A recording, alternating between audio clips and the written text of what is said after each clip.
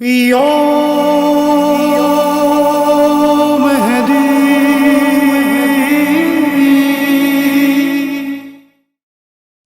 بسم اللہ الرحمن الرحیم۔ اللہم عجل لولیک الفرج، اللہم عجل لولیک الفرج، اللہم صلی علی محمد و آل محمد۔ ناظرین کرام،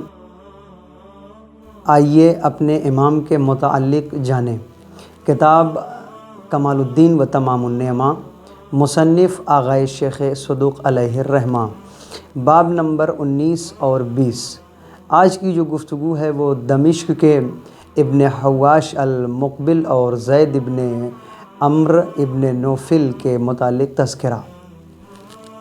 کہتے ہیں کہ اعلان نبوت سے قبل رسول اللہ صلی اللہ علیہ وآلہ وسلم کے جو حالات تھے وہ اس زمانے کے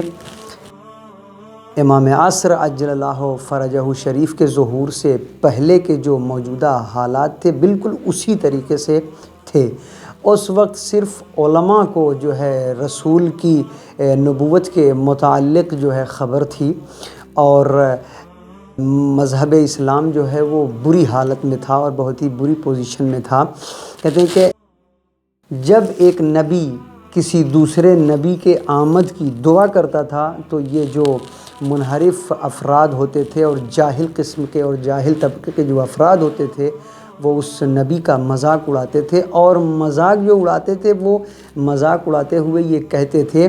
کہ وہ نبی کب قیام کرے گا، یعنی جس کے متعلق یہ لوگ دعا کرتے تھے اس نبی کے بارے میں یہ لوگ سوال کرتے تھے کہ جس کے بارے میں آپ دعا کر رہے ہو وہ نبی کب جو ہے وہ قیام کرے گا، اور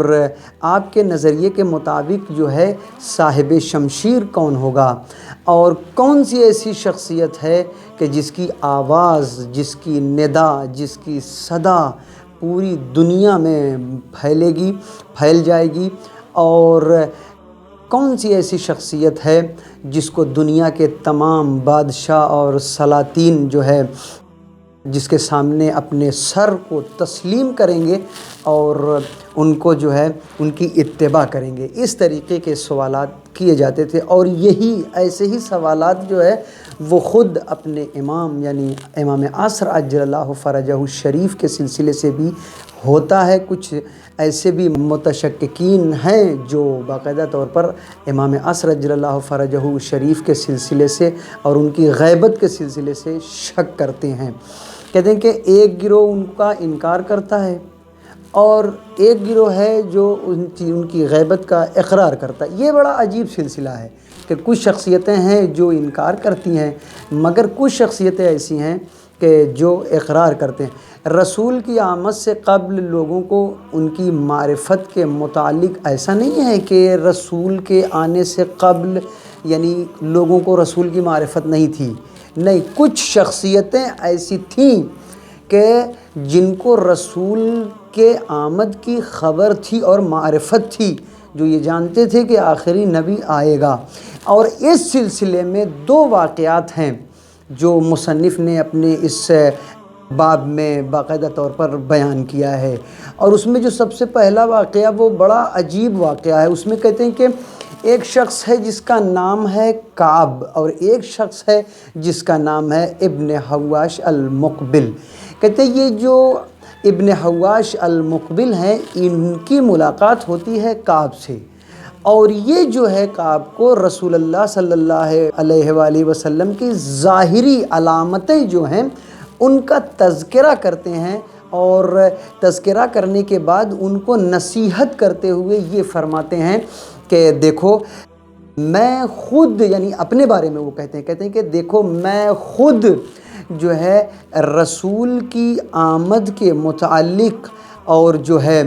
رسول کی آمد کی توقع میں نے تقوی کی راہ اختیار کی ہے۔ اس کا مطلب یہ ہوا کہ ان کو معرفت تھی کہ ایک رسول آئے گا۔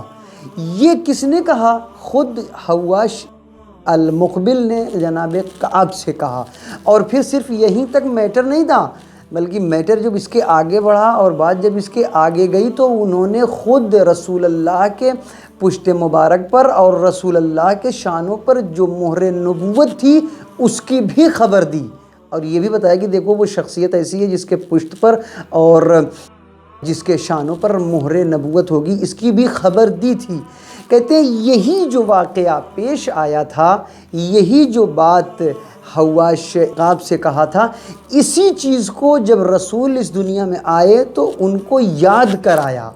ان کو بتایا کہ کیا، جب انہوں نے پوچھا رسول اللہ کے سلسلے سے، رسول سے جب سوالات کیے تو رسول نے یہ فرمایا، کہا کہ تمہاری ملاقات ہوئی نہیں تھی حواس سے، تو تم کو انہوں نے کچھ بتایا تھا کہ نہیں بتایا تھا؟ اس کی یاد دہانی کرائی رسول نے۔ یہ جو ہے نا واقعہ بہت ہی اہم ہے، یعنی کہ اس کا مطلب یہی ہے کہ خود